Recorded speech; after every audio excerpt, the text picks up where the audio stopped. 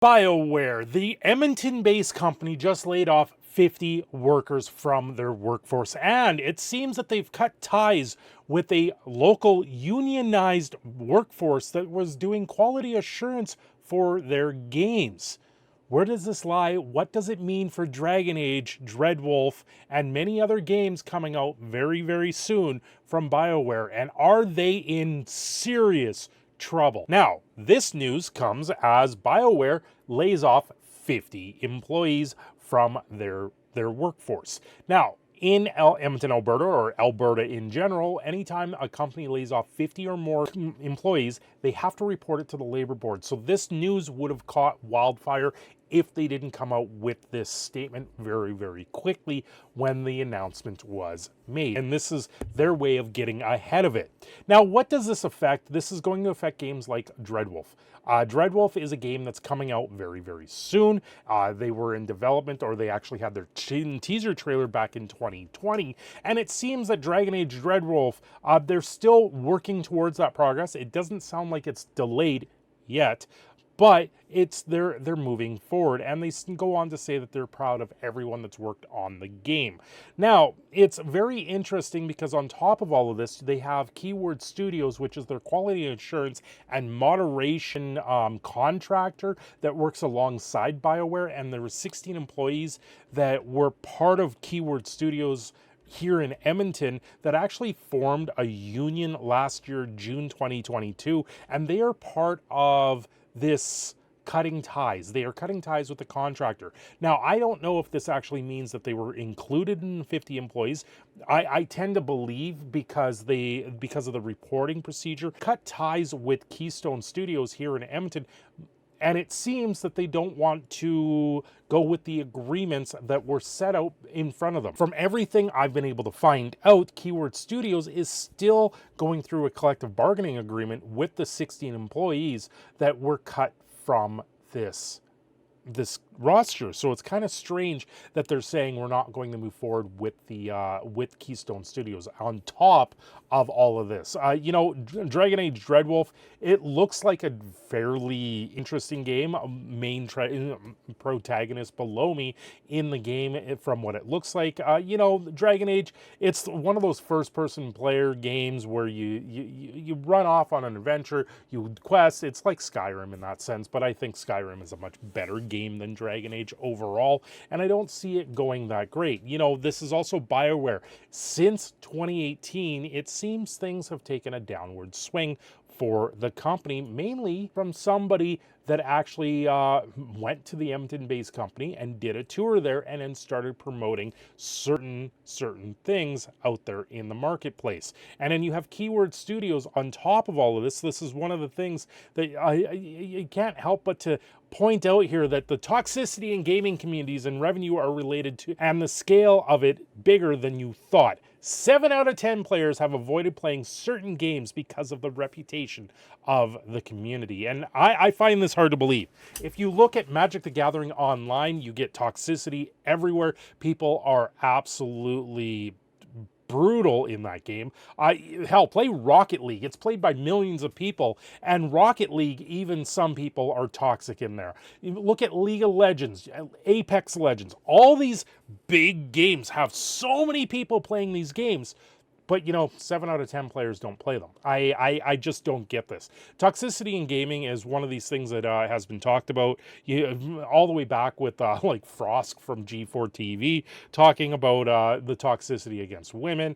And it's very strange at the same time that this is a direction these companies continue to go, especially when you have the name of Sarkeesian, which she just retired the Feminine Frequency brand name. So that's a very interesting sense of what is going on there.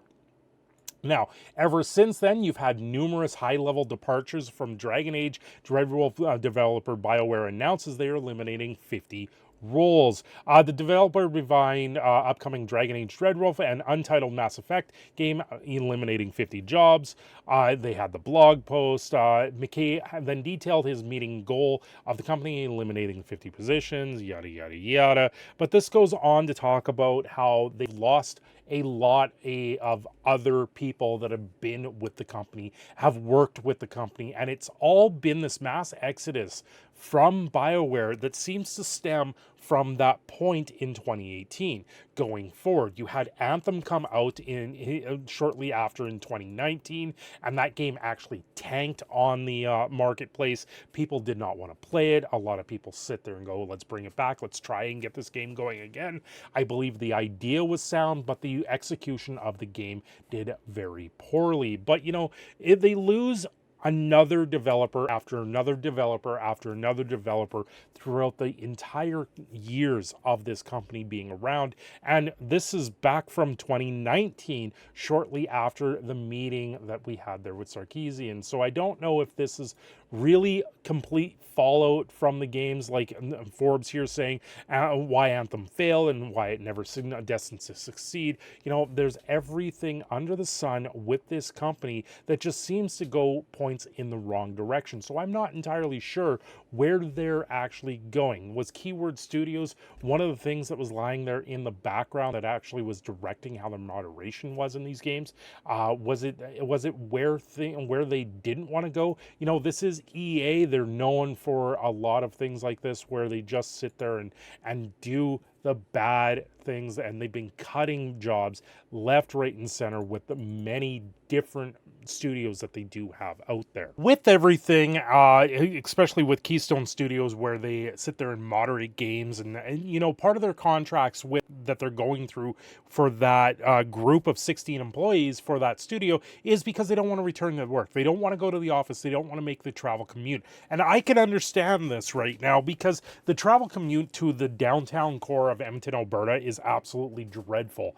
I've actually picked up some video here because I drove past them today, and I sat there and I looked around my city, and I was dumbfounded at what I saw. I saw tent cities. I saw people that looked like they were cracked out. I saw what looked like a zombie walking across the street. And this is down in the area where BioWare's office actually is. And I was scared. You know, we had to go down there to drop off a camera to try and get it repaired, and it was one of those situations where I was glad my wife was in the car and she locked the doors of the car. And it's not where I absolutely enjoy going in this city. I like the side of the city I'm on right now, but even then, last week we had some craziness happen about 5 minutes from me. Those in the Discord have seen the post about that. But this is BioWare. We're talking about BioWare, where they're are just on the downward swing. They're a company that I don't know is going to come back. Dragon Age Dreadwolf, when it does release, are they going to live up to the hype of Baldur's Gate 3?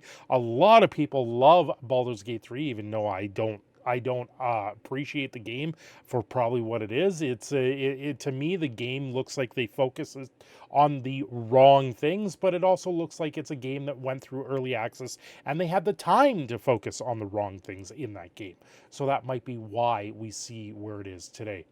BioWare losing 50 employees, it sucks. Hopefully, maybe a couple of them can go over to Inflection Games, which is another gaming company here in Edmonton, Alberta, creating Nightingale.